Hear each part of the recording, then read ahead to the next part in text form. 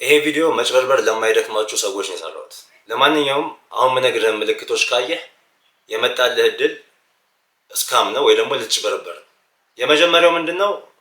በጣም የሚገርም አጋጣሚ ወይም ደግሞ እድል ከተለመደው ወጣ ያለ አጋጣሚ ወይም ደግሞ እድል ከመጣ እና በሚዲያ ከተዋወቀ ብዙ ጊዜ ያ ነገር እስካም አይደለም። እድል የሌለበት ሀገር ውስጥ ኢትዮጵያ ውስጥ እየኖርክ ይቅርና የትም ሀገር ላይ ያሸበረቀ ወይም ደግሞ የሚገርም የሆነ እድል መጥቶ ከተነገረና ከተዋወቀ ያ ነገር ሞስት ፕሮባብሊ ምንድነው?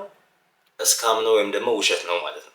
ሁለተኛው ምንም ሳትለፋ ምንም ሳታደርግ በቀላሉ የምታገኘው እድል ከሆነ ብዙ ጊዜ እሱም እስካም ነው። ዓለም ጥረህ ለፍተህ ደክመህ የምታገኝበት ዓለም ነች እንጂ ዝም ብሎ የሚመጣ እድል የለም።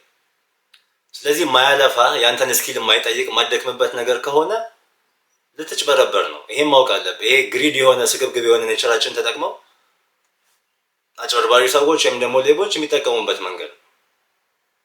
በመጨረሻ ብዙ ጊዜ እድል ወደ አንተ መጥቶ የጊዜ ገደብ ካለው እና ካጣደፉ ወይም ደግሞ ካስቸኮሉ እንድትወስን፣ እንድትገዛ፣ እንድትከፍል ብዙ እድሎች ብዙ አጋጣሚዎች ትክክለኛ ከሆኑና ያንተን ቫልዩ የሚጠብቁ ከሆነ አንተም በዛ ልክ አያጣድፉ።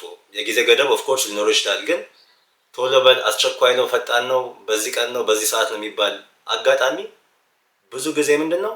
እስካም ነው።